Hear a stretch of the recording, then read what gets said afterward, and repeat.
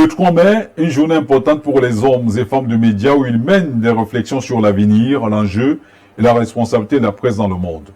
Elle est célébrée cette année sous le thème « La presse pour la planète, crise environnementale et urgence du journalisme ».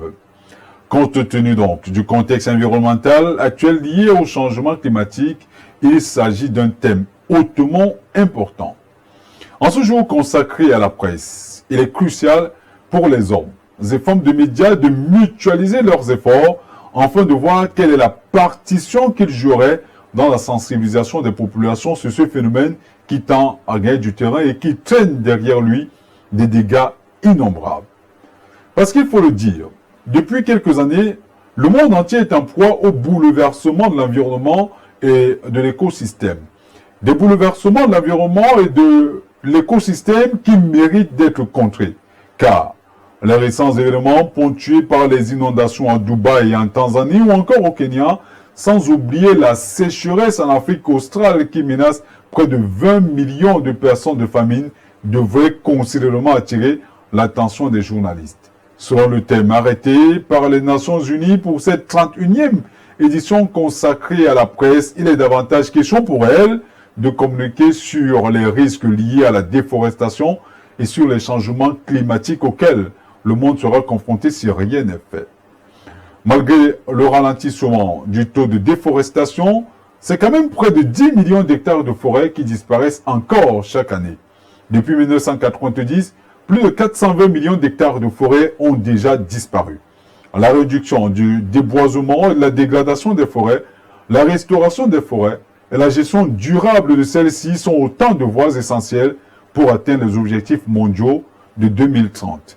Il a donc demandé à la presse d'axer sa communication sur les progrès que mènent au quotidien la science et la météorologie pour réduire ces chamboulements et de beaucoup plus sensibiliser les populations du monde sur la consommation énergétique qui serait à l'origine de 60% des émissions de gaz à effet de serre.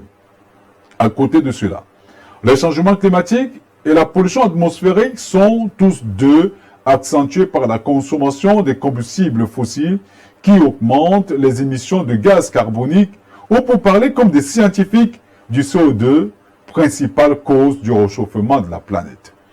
La presse dans son rôle d'historien du présent doit donc amener la population à comprendre qu'il existe de nombreux aspects de la consommation qui, moyennant de simples changements, peuvent avoir des impacts importants sur la société dans son futur.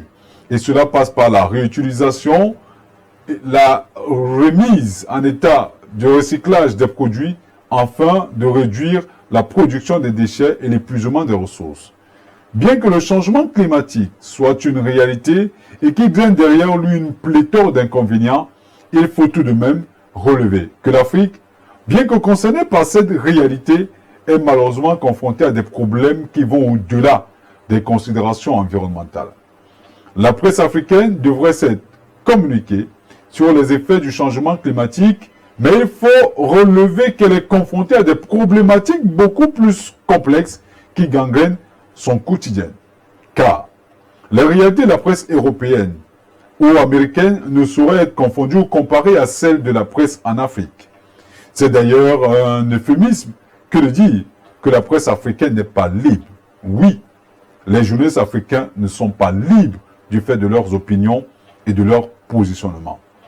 En effet, les journalistes africains sont confrontés au quotidien aux problèmes liés à la liberté d'expression, entre enlèvement, séquestration, manipulation de l'opinion publique, désinformation, attaque virale et chantage, voire assassinat. La pratique du métier de journaliste en Afrique en général est la croix et la bannière. Une journée à elle consacrée ne saurait donc être réduite à parler exclusivement du changement climatique qui n'a pas de véritable incidence sur le vécu quotidien de ces populations. Dans plusieurs pays africains, on peut se voir ôter la vie et priver de liberté les hommes de médias avec grand H à cause de leurs opinions. Au Cameroun, la pratique du journalisme est des plus difficiles. Le journalisme est un métier dangereux, on ne le dira jamais assez. Et l'indépendance de ces praticiens en souffre. On en veut pour preuve ces journalistes qui sont régulièrement menacés de violences verbales ou physiques, de détention ou de bâillonnement voire de meurtre. Le cas le plus illustratif reste et demeure à ce jour celui de Martinez Zogo.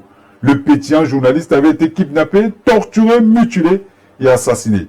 Le corps abandonné dans une périphérie de la capitale politique du Cameroun. Cet assassinat d'une barbarie innommable avait fait un tollé au sein de la communauté internationale, poussant même le chef de l'État camerounais à sortir de son blockhouse pour instruire que toute la lumière y soit faite.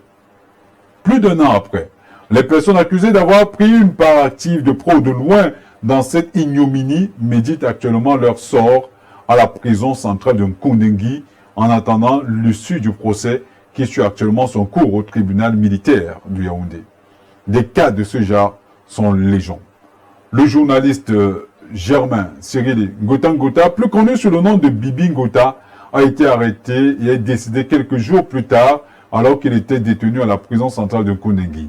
L'enquête impartiale prévue pour élucider les circonstances de son décès n'a jamais été menée. Il en est de même pour le journaliste reporter d'images Ouazizi. Qu'on le veuille ou pas, les journalistes africains ne sont pas libres. La liberté économique est également un véritable leurre dans la pratique de ce métier. Les médias africains continuent à être marginalisés et les fonds qui leur sont alloués sont dérisoires quand ils ne sont pas tout simplement détournés par ceux qui sont chargés de les gérer. Donc, au-delà de ces entraves, les objecteurs de conscience font face, et en tout temps, aux difficultés économiques qui ne leur permettent pas toujours de garder leur neutralité. Ils sont nombreux, ces journalistes qui tirent le diable par la queue, parfois incapables de venir à bout d'une vilaine grippe à cause d'une bourse réduite de plus en plus à la portion congrue. À qui la faute? Certainement à tout le monde. Au pouvoir public qui refuse délibérément de subventionner la presse privée parce qu'ils pensent qu'une presse forte et indépendante va les empêcher de tourner en rond. Car, pense-t-il, c'est comme donner une arme à un adversaire pour vous tuer. Parce qu'une presse indépendante, affranchie des carcans de la famine, peut s'avérer être un véritable danger pour ces prévaricateurs de la fortune publique. Et Dieu seul sait combien ils sont nombreux à se recruter dans la haute administration. La faute également aux détenteurs du pouvoir économique qui n'ont pas compris que quiconque détient l'information détient le pouvoir. Les entreprises de presse sont avant tout des entreprises qui peuvent être gérées comme les autres et générer d'importantes sommes d'argent si elles sont pensées et dirigées selon les rigueurs managériales qui ont fait preuve dans d'autres secteurs. La faute aussi aux jeunesses eux-mêmes qui ont oublié leur rôle pour se jeter à corps perdu à la recherche de la pitance quotidienne sous le prétexte que vente affamée n'a point d'oreille, laissant au passage les missions régaliennes savamment retracées dans l'ouvrage culte de Michael Chotson, Le pouvoir des médias. Les journalistes en ont véritablement s'ils le souhaitent.